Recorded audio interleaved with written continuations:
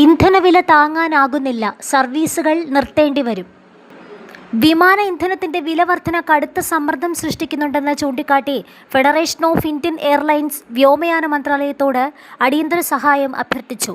നിലവിലെ പ്രതിസന്ധി വ്യോമയാന വ്യവസായത്തെ തകർച്ചയുടെ വക്കിലെത്തിച്ചതായും അത് മറികടക്കാൻ അടിയന്തര സാമ്പത്തിക സഹായം നൽകണമെന്നും കേന്ദ്രത്തിന് അയച്ച കത്തിൽ ഫെഡറേഷൻ അറിയിച്ചു. പശ്ചിമേഷ്യയിൽ സംഘർഷങ്ങൾ തുടരുന്നതും ഹോർമുസ് ഉപരോധവും വ്യോമയാന മേഖലയെ സാരമായി ബാധിച്ചിട്ടുണ്ട്. ഇന്ധനവില കുതിച്ചുയരുന്ന സാഹചര്യത്തിലാണ് IndiGo, spice jet, air India എന്നീ വിമാന കമ്പനികളെ പ്രതിനിധീകരിക്കുന്ന എയർലൈൻസ് ഫെഡറേഷൻ കേന്ദ്ര സർക്കാരിനോട് സഹായം അഭ്യർത്ഥിച്ചത്. വിമാന കമ്പനിയുടെ ആകെ ചെലവിൻ്റെ 40% വിമാന ഇന്ധനത്തിനായുള്ളതാണ്.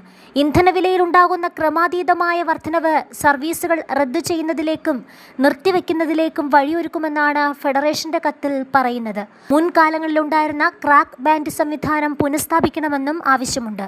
ആഭ്യന്തര അന്തർദേശീയ വിമാന സർവീസുകൾക്ക് ഏകീകൃത ഇന്ധനവില നിർണ്ണയിക്കുന്ന സംവിധാനമാണ് ക്രാക്ക് ബാൻഡ്.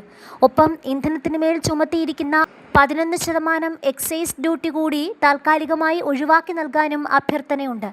നിലവിൽ അന്താരാഷ്ട്ര സർവീസുകളുടെ ഇന്ധനവില ലിറ്ററിന് 73 രൂപയായി വർദ്ധിച്ചിട്ടുണ്ട്. ഇതോടെ സർവീസുകൾ പൂർണ്ണമായും നിർത്തിവെക്കേണ്ട സാഹചര്യമാണെന്നാണ് വിമാന കമ്പനികൾ അറിയിക്കുന്നത്. അതിനൊപ്പം ഇന്ത്യൻ രൂപയുടെ മൂല്യത്തിൽ ഇടിവുണ്ടായതും വിമാന കമ്പനികളെ വെട്ടിലാക്കിയിരിക്കുകയാണ്.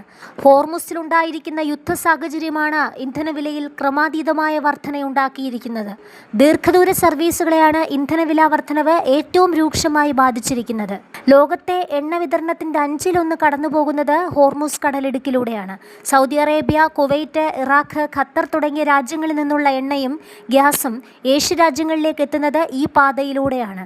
അമേരിക്കയും ഇറാനും തമ്മിലുള്ള സംഘർഷം കാരണം അവിടെ ഉണ്ടായ ചരക്ക് നീക്ക തടസ്സം ആഗോള എണ്ണ വ്യാപാരത്തെയാകെ സാരമായി ബാധിച്ചിരിക്കുകയാണ്.